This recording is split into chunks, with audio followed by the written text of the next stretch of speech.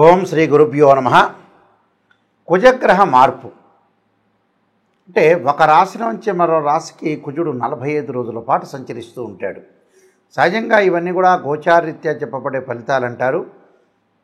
ఇక్కడ కుజగ్రహ మార్పు అనేది ఏ విధంగా ఉండబోతుంది ద్వాదశ రాశుల్లో తెలుసుకునే ముందు కుజుడు ఏ రోజున మారుతున్నాడో మనం తెలుసుకోవాలి. ముఖ్యంగా కుజగ్రహం వచ్చేటప్పుడు సెప్టెంబర్ 13వ తారీఖున రాత్రి 9:23 కన్యారాశి నుంచి తులారాశిలోకి సంచారం చేస్తారు. అంటే ఎప్పటివరకు అక్టోబర్ 27వ తారీఖున మధ్యాహ్నం 3:42 వరకు కూడా కుజుడు శుక్రక్షేత్రమైన తులారాశిలో సంచారం చేయడం జరుగుతుంది. అంటే సుమారుగా రమారమి 45 రోజుల పాటు ఉంటాడు. అంగారగ్రహం యొక్క కారకత్వాలు మనం తెలుసుకోవాలిగా ముందు. ఇవన్నీ కూడా గోచారరీత్యా చెప్పబడే ఫలితాలు. This is the transit system అంటారు. అంగారకుడు వల్ల ఎలాంటి ఫలితాలు, ఎలాంటి కారకత్వాలను మనం తెలుసుకోవాలంటే ముఖ్యంగా సత్వ భూ ప్రాకార రోగ ప్రణవ సాహస శస్త్ర అగ్ని సందర్శోత్పాటన భాతృకుజ అంటారు. అంటే ఏదైతే మనం కుజగ్రహం యొక్క కారకత్వాలు తెలుసుకుంటే కుజుడు ఎలాంటి ఫలితాన్ని ఇస్తుందో మనం శాస్త్రం ద్వారా తెలుసుకున్నట్టు ఉంటుంది. అంటే భూ సంబంధమైన వ్యవహారాలు, అలానే కోర్టు, రియల్ ఎస్టేటు, అన్నదమ్ముల మధ్యలో సమస్యలు, కోర్టు, రక్షణ శాఖ, న్యాయవాదులు, జడ్జీలు, అలానే శారీరక సంబంధాలు, కెమికల్ కంపెనీసు, అలానే మార్కెటింగు, భూమి, ఇండ్ల నిర్మాణము, న్యాయ వ్యవస్థ, రక్షణ భటులు, అలానే మేస్త్రీ పనులు, యంత్ర సామర్థ్యము, యంత్ర సంబంధమైన విషయాల్లో కానీ మెకానికలు, రోగాలు, శస్త్రచికిత్సలు, అగ్ని భయాలు, ఇవన్నీ కూడా తెలిపేది ఏంటంటే అంగారగ్రహం. సాధారణంగా చాలామంది కూడా అంగారగ్రహం గురించి అన్నదమ్ముల మధ్యలో కానీ కోర్టు సమస్యలు కానీ వచ్చే అవకాశాలు అనేవి ఎక్కువగా ఉంటాయి. అలానే ప్రమాదాలు, యాక్సిడెంట్లు, అలానే ఆరోగ్యపరంగా ఉండే ఇబ్బందులు, దీర్ఘకాలిక వ్యాధులు అన్నీ కూడా రిప్రజెంటివ్ చేసే ప్లానెట్ ఏంటంటే అంగారక గ్రహం. అంటే సత్వ భూ ప్రాకార అంటారు. అంటే భూమి విషయాల్లో కానీ రోగ ప్రణవ సాహస అంటారు. అంటే రోగాల విషయంలో కానీ సాహసాలు చేయటంలో కానీ శస్త్ర అగ్ని భయాలు అంటారు. అంటే శస్త్రచికిత్సలు కానీ అగ్ని సంబంధించిన భయాలు కానీ అలా సందర్శన ఉత్పాటన అంటే ఏదైనా సరే మన ఉత్పాతాలు అంటే భయాలు కానీ ప్రమాదాలు కానీ జరగటం ఒకటి. అలానే భాతృ కుజహ అంటారు. అంటే భాతృక కుజహ అంటే ఏంటంటే అన్నదమ్ముల మధ్యలో గొడవలు కానీ కోర్టు సమస్యలు కానీ ఇవన్నీ కూడా రాకుండా ఉండటానికి రావటానికి కూడా మంచి స్థానంలో ఉంటేనేమో రాదు, చెడ్డ స్థానంలో కుజుడు అశుభ స్థానంలో ఉంటే కుజుడి యొక్క దోషం అనేది బాగా ఏర్పడుతుంది అని అర్థం. అలానే ఇవన్నీ కూడా జన్మజాతకాన్ని బట్టి అనుసరించేవి కావు. జన్మజాతకం వేరు, గోచారం వేరు. గోచారం ఎప్పుడు కూడా 20% అనేది ఉంటుంది.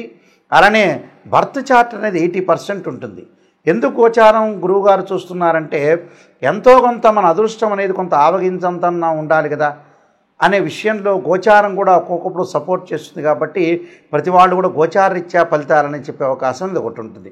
కాబట్టి కుజుడు తమ రాశి నుంచి 3, 6, 11 స్థానాల్లో సుఫలితాన్ని ఇచ్చే అవకాశం అనేది ఒకటి ఉంటుంది. కాబట్టి కుజుడు యొక్క ప్రభావం అనేది ద్వాదశ రాశుల మీద ఏ విధంగా ఉందో ఒక్కసారి మనం పరిశీలన చేద్దాం. ద్వాదశ రాశుల్లో 7వ రాశి అయిన తులారాశి. ఈ తులారాశి వాళ్ళకి ఏ విధంగా ఉండబోతుంది అంటే ద్వితీయాధిపతి అలానే సప్తమాధిపతి అయిన కుజుడు జన్మరాశిలో ఉంటే ఏం జరుగుతుంది అంటే జన్మరాశిలో తులారాశిలో కుజుడు నిక్షిప్తమయ్యాడు కాబట్టి 45 రోజుల పాటు ఏ విధంగా ఉండబోతుంది అని అంటే ఇవన్నీ కూడా శాస్త్ర ప్రకారంగా చెప్పే విషయాలు శ్లోక రూపంలో. జ్వరం ఖడ్గ వ్రణం అంటారు. అంటే జ్వరం రావటము, చైవ భార్య బంధు విరోధకృత్ అంటారు. అంటే విరోధకృత్ అవుతుంది. అంటే జ్వరం ఖడ్గవ్రణం అంటే ఏమిటి అని అంటే కుజుడు జన్మరాశిలో ఉన్నప్పుడు జ్వరము, కత్తి వల్ల, కత్తి అంటే పొడిచాడని కాదు, ఏదో మనం కూరగాయలు దొరుకుతుంటేప్పుడు కానీ లేకపోతే ఎక్కడైనా కారెక్కేటప్పుడు కానీ ఎక్కడో ఒక కొస అనేది మనకి కాలుకు తగులుతుంది అని అర్థం. ఫీవర్ రావటం ఒకటి, ఆరోగ్యపరంగా కొన్ని ఇబ్బందులు జరుగుతాయి. అలానే గాయాలు జరగటం, ఏదో రకంగా గాయాలు జరిగే అవకాశాలు ఎక్కువ ఉంటాయి. అంటే వ్రణముల వలన, వ్రణములు అంటే ఏంటంటే పుండ్లు అవుతాయి అని అర్థం. ఆరోగ్యపరంగా ఇబ్బందులు కలుగుతాయి, బాధపడే అవకాశాలు ఎక్కువ ఉంటాయి. అలానే భార్య బంధు అంటే విరోధకృత అంటారు. అంటే భార్య తరఫు నుంచి ఎవరైతే బంధువులు ఉంటారో వాళ్ళ వల్ల ఎక్కువగా కలహాలు వస్తాయి అని అర్థం. అంటే భార్య తరఫున ఉండే బంధువులు అంటే బంధు విరోధాలు, అలానే కుటుంబ కలహాలు జరిగే అవకాశాలు ఎక్కువ ఉంటాయి. చంద్రరాశి గతే భౌమే యక్షరాక్షస పీడితం అన్నారు. అంటే కుటుంబ కలహాలతో పాటు దుర్మార్గుల వల్ల బాధలు కలిగే అవకాశాలు కూడా ఎక్కువ ఉంటాయని అర్థం. అంటే రాక్షసుల వల్ల, రాక్షసులు అంటే ఈ కాలంలో రాక్షసులు లేరు, మనుషులే, మనమే పెద్ద రాక్షసులం. అక్కడ రాక్షసుల అవసరం లేదు. శత్రువుల వల్ల లాభం కలిగే, శత్రువుల వల్ల నష్టం జరిగే అవకాశాలు ఎక్కువ ఉంటాయి. భార్యాబిడ్డలతోటి విరోధ భావాలు, అలానే నరకయాతన కలగటం. నరకయాతన అంటే ఆందోళన చెందాల్సిన పని. నేను కొన్ని పరిహారాలు చెబుతా. శరీరంపై కురుపులు, దురదలు అంటే స్కిన్ సంబంధించిన ఎలర్జీలు, గాయాలు, శరీరం వేడి వల్ల జ్వరం రావటం, హీటు బాగా పెరిగిపోవటం, అలానే రక్తం బయటకు రావటం, ఆకస్మికంగా ప్రయాణాల వల్ల ఆపదలు. అంటే మన వాహనం మీద వెళ్ళేటప్పుడు అతివేగం అనేది మంచిది కాదు. మన వేగం వల్ల కూడా కొంత ఇబ్బందులు వచ్చే అవకాశాలు ఉంటాయి కాబట్టి జాగ్రత్తగా ఉండాలి. ఆయుధాలతో పనిచేసేవారు కూడా కొంత జాగ్రత్తగా ఉండాలి. నీచజనుల యొక్క సాహసం అనేది మంచిది కాదు. అలానే వాళ్ళ యొక్క మాటలు కూడా, వాళ్ళ ద్వారా మనం మాటలు పడాల్సిన అవసరం అనేది ఎక్కువ ఉంటుంది. కాబట్టి నేను చెప్పేవి ఏవైనా సరే, ఎప్పుడైనా సరే నెగిటివ్ చెబుతున్నారు నాయకంటి గారు అనుకోకుండా, ఏదైతే నేను నెగిటివ్ చెబుతున్నానో వాటన్నిటి కూడా స్టాప్ చేయాలి. అప్పుడు మీరు పాజిటివ్ వెళ్ళిపోయినట్టే. అంటే బంధువులతోటి విరోధాలను నేను చెప్పే ఉదాహరణకి, బంధువులతోటి ఓపికగా ఉండండి. వాళ్ళు ఏమన్నా కూడా మీరేం పెద్ద పట్టించుకోవద్దండి. ఆరోగ్యపరంగా ఇబ్బందులు కలగకుండా చూసుకోండి. అతి స్పీడ్ ప్రయాణాల్లో పనికిరాదు. కుటుంబంలో భార్యాభర్తల మధ్యలో కలహాలు రాకుండా భర్త ఒక మాట చెప్పినా, భార్య ఒక మాట చెప్పినా సర్దుబాటుతనం అనేది చాలా ఇంపార్టెంట్. ఇక్కడ దుర్మార్గుల వల్ల బాధలు కలిగే అవకాశాలు ఉంటాయి కాబట్టి దుష్టుల్ని దూరంగా పెట్టండి. అంటే డబ్బిచ్చే మనుషులు మనం కొనుక్కోవాలంటారు, దుర్మార్గుల్ని దుష్టుల్ని దూరంగా ఉండాలంటారు, మంచివాడిని అక్కున చేర్చుకోవాలని శాస్త్రం చెప్పబడింది. కాబట్టి కొద్దిగా ఆకస్మికంగా ప్రయాణాల విషయంలో కూడా కొంత మనం ఒక చోట టీకో కాఫీకో తిరుగుతుంటాం, తిరిగినప్పుడు కూడా కొంత జాగ్రత్తగా ఉండాలి. ఎవరితో పడితే కూడా ఎలా పడితే ఎలా మాట్లాడితే కూడా కొన్ని ఇబ్బందికరమైన వాతావరణం ఉంటుంది. కాబట్టి సాహసాలు చేయకుండా ఉండటం చాలా మంచిది. నేను కొన్ని రెమెడీస్ చెప్పబోతున్నా. ఆ రెమెడీస్కి మీరు పాటించండి. ఆ రెమెడీస్ మంత్రాలు చదవండి, మీకు మంచి జరిగే అవకాశం ఖచ్చితంగా ఉంటుంది. ఇక్కడ కుజుడు శుక్రుడికి సముడవుతాడు. శుక్రుడు కూడా కుజుడికి సమత్వం అనేది ఒకటి ఉంది.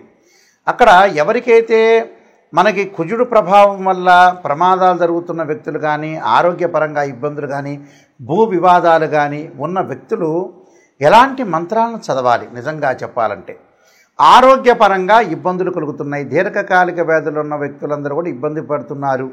వాళ్ళకు ఆరోగ్యపరంగా ఇబ్బందులు కలుగుతున్న వ్యక్తులు ఎలాంటి మంత్రాన్ని చదవాలంటే, శరీరే జర్జరీభూతే వ్యాధిగ్రస్తే కళేబరి ఔషధం జాహ్నవీతోయం వైద్యో నారాయణ హరి అనే మంత్రాన్ని చక్కగా చదువుకోండి. అంటే మంగళవారం పూట కుజహోర అనేది ఉంటుంది. ఆ కుజహోరలో ప్రాతకాలంలో ఆ మంత్రాన్ని చదవటం వల్ల దీర్ఘకాలిక వ్యాధులు ఉన్న వాళ్ళకు ఉపశమనం జరిగే అవకాశాలు ఎక్కువగా ఉంటాయి. అలానే గురువుగారండి, నాయకంటి గారు, నాకు ప్రమాదాలు జరుగుతున్నాయండి అని చెప్పేవాళ్ళు తప్పకుండా అంగారకాయుధే శక్తి హస్తాయి ధీమే తన్నో భౌమ ప్రచోదయాత్ అనే అంగారక గాయత్రి మంత్రాన్ని మనం చదువుకోవటం వల్ల చాలా మంచి జరిగే అవకాశాలు ఉంటాయి. అది ఉదయం పూట కుదిరితే ఉదయం పూట చదవండి, లేకపోతే సాయంత్రం పూట అయినా చదువుకోవచ్చు, దాని తప్పేమీ లేదు. అలానే మాకు భూ వ్యవహారాలు ఉన్నాయి, భూమికి సంబంధించిన పంచాయతీలు ఉన్నాయి, అన్నదమ్ముల మధ్యలో గొడవలు జరుగుతున్నాయి అనే వ్యక్తులు తప్పకుండా వాళ్ళు చదవాల్సిన మంత్రం ఏంటంటే, వీలైతే తెలిసిన వాళ్ళు, వేదమంత్రం తెలిసిన వాళ్ళు తప్పకుండా భూసూక్త పారాయణం చేయటం. కానీ ఒకవేళ వేదమంత్రం మాకు తెలియదండి, మేము వేదం నేర్చుకోలేదు అని చెప్పిన వ్యక్తులు, అలాంటి వ్యక్తులు ఏం చేయాలంటే తత్పురుషా విద్యే మహాసేనాయుధీమే తన్నో షణ్ముఖ ప్రచోదయాత్ అనే మంత్రంతో పాటు నాగరాజాయుధే పృథ్వీధరాయుధీమే తన్నో సర్ప ప్రచోదయాత్ అనే మంత్రాన్ని, ఈ రెండు మంత్రాలు చదువుకోవాలి మంగళవారం పూట. చదువుకోవటం వల్ల కోర్టు సమస్యలు, అన్నదమ్ముల మధ్యలో గొడవలు, భూ వివాదాలు పరిష్కారం జరిగే అవకాశాలు ఖచ్చితంగా ఉంటాయి. అలానే కుజదోషం వల్ల వివాహం కాలేదనే వ్యక్తులు కూడా చాలామంది ఉంటారు. జన్మజాతకంలో 2, 4, 7, 8, 12 స్థానంలో కుజుడు ఉంటే కుజదోషం అని, 13 నక్షత్రాల కుజదోషం వర్తించదు. ఆ వర్తించని వాళ్ళు చదవక్కర్లేదు, వర్తించే వాళ్ళు ఉంటారు. కొన్ని రాసుల వాళ్ళకి కుజదోషం ఉంటుంది, కొన్ని రాసుల వాళ్ళకి కుజదోషం ఉండదు, కొన్ని లగ్నాల వాళ్ళ కుజదోషం ఎగ్జంప్షన్ ఉంటుంది, కొన్ని లగ్నాల వాళ్ళ ఎగ్జంప్షన్ ఉండదు. అలాంటి వ్యక్తులు ఏమి చదవాలి అనంటే అంగారకుడి యొక్క ఆరాధన చెయ్యాలి. ఎలాంటి ఆరాధన చేయాలి మరి? అంగారకుడు అంటే కందులు దానం చేయటం మంగళవారం, ఎర్రని వస్త్రము, ఎర్రని గొడుగులు, ఎర్రని చెప్పులు దానం చేయటంతో పాటు అంగారకుడి యొక్క అభిషేకాన్ని చేయాలి. అంగారకుడు అంటే మనకి శివాలయంలో నవగ్రహాలు ఉంటాయి, ఆ నవగ్రహాలు అంగారకుడు ఉంటాడు.